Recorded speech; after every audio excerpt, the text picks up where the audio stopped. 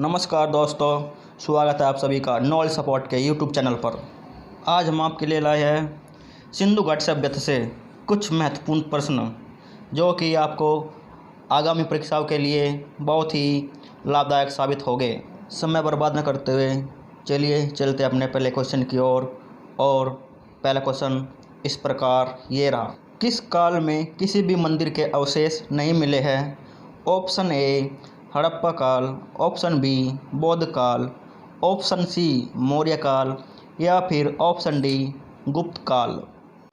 इस वीडियो के समाप्त होने के बाद आपके 15 प्रश्नों में से कितने प्रतिशत सही आए हैं सभी विद्यार्थीगण जरूर बताएं। तो साथियों, पहले प्रश्न का जवाब है हड़प्पा काल। हड़प्पा सिंधु सभ्यता के 8 शहरों में से एक शहर है।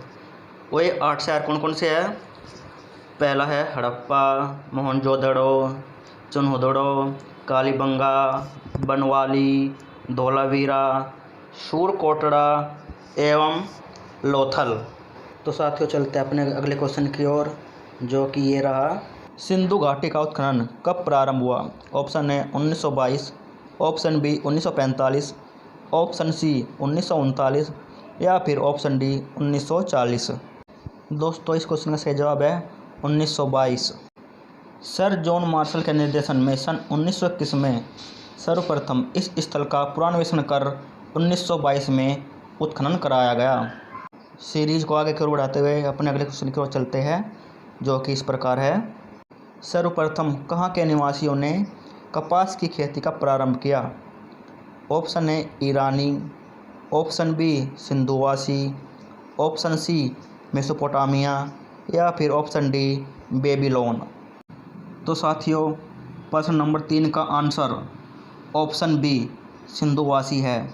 और हाँ साथियों, सिंधुवासियों को लोहे के बारे में जानकारी प्राप्त नहीं थी तथा सिंधुवासी मृतक के पैर दक्षिण दिशा में और सिर उत्तर दिशा में रखकर गाड़ते थे। तो दोस्तों, अब चलते हैं अपने अगले क्वेश्चन की ओर, जो कि इस प्रकार है, पक्की मिट्टी से बने हल की एक प्रतिकृति कहाँ पर मिली है? ऑप्शन ए बनवाली से, ऑप्शन बी कालीबंगा से, ऑप्शन सी राखीगढ़ी से या फिर ऑप्शन डी रंगपुर से। साथियों, इस क्वेश्चन का आंसर बनवाली है। और बनवाली में नगर नियोजन शतरंज की बिसात या जाल के आकार में मिला है। इसकी सड़कें एक दूसरे को समकोण पर नहीं काटती है, जबकि अन्य शहरों में सड़कें समकोण पर काटती है। नगर में पानी के निकास हेतु नालियों का अभाव देखा गया है। और बनवाली में मिट्टी के खिलौने की तरह एक हल भी मिला है। साथियों, चलते हैं अपने अगले क्वेश्चन की ओर, जो कि इस प्रकार है, क्वेश्चन नंबर 5, कालीबंगा स्थित है? Option A Gujarat, option B Punjab जो कि पाकिस्तान में है, ऑप्शन सी हनुमानगढ़ जो कि राजस्थान में है, ऑप्शन डी भिवानी जो कि हरियाणा में है। कालीबंगा साथियों हनुमानगढ़ राजस्थान में है। और कालीबंगा का अर्थ है काली चूड़िया। कालीबंगा से कुल 37 कब्रें मिली है, जिसमें कि एक बच्चे की खोपड़ी मिली है, जिसमें कि 6 छेद है। तो साथियों, अब चलते अपने अगले क्वेश्चन की ओर, जो किस प्रकार है, क्वेश्चन नंबर 6, सिंधु सभ्यता के लोग किस धातु का प्रयोग नहीं करते थे? ऑप्शन ए लोहा, ऑप्शन बी चांदी, ऑप्शन सी कांस्य या फिर ऑप्शन डी स्वर्ण। साथियों, सिंधुवासी चांदी, स्वर्ण, सीसा, तांबा, कांसा आदि प्रमुख धातु का प्रयोग करते थे। सोने से वे मनकों, झुमकों, ताबीज़ों, कलंगी, सुई आदि निजी आभूषण का निर्माण करते थे। तो साथियों, इसमें किसका धातु का प्रयोग नहीं करते थे वो? तो इसका ऑप्शन होगा लोहा। सिंधुवासियों को लोहे की जानकारी होने के प्रमाण नहीं मिले हैं, अर्थात उन्हें लोहे की जानकारी नहीं थी। इसी के साथ हम बढ़ते अपने अगले क्वेश्चन की ओर, जो कि इस प्रकार है, धान की खेती के प्रमाण या चिन्ह कहाँ से मिले हैं? ऑप्शन ए लोथल और रंगपुर से, ऑप्शन बी कालीबंगा और रोपड़ से, ऑप्शन सी हड़प्पाकालीन सभी स्थलों से या फिर ऑप्शन डी आलमगीर और हड़प्पा से। साथियों, क्वेश्चन नंबर 7 का सही जवाब है ऑप्शन ए लोथल और रंगपुर।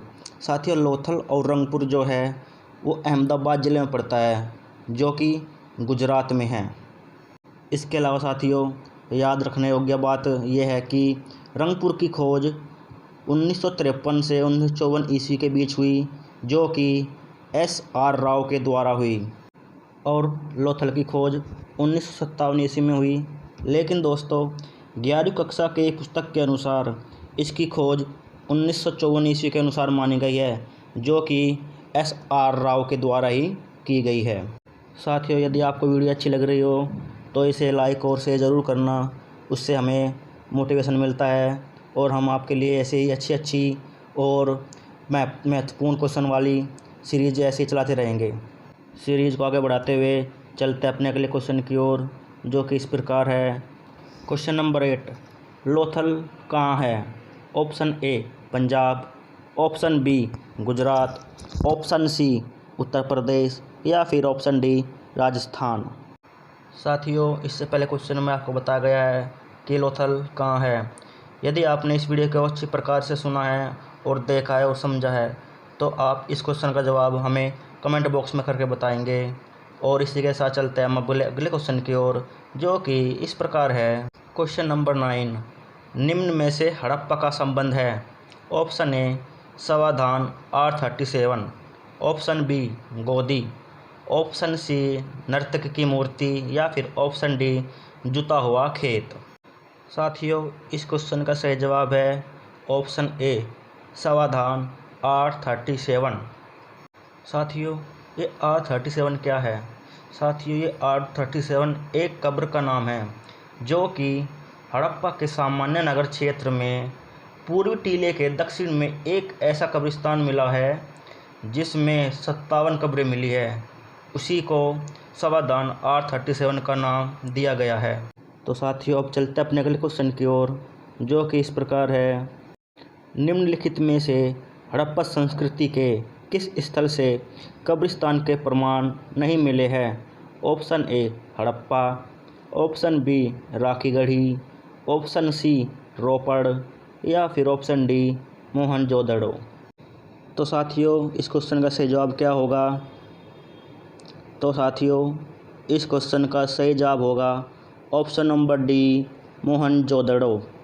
साथियों, मोहनजोदड़ो क्षेत्रफल की दृष्टि से सिंधु सभ्यता का सबसे बड़ा स्थल है। सीरीज को आगे बढ़ाते हुए चलते अपने अगले क्वेश्चन की ओर, जो कि इस प्रकार है। सिंधु घाटी के लोग किस वस्तु का सर्वाधिक आयात करते थे?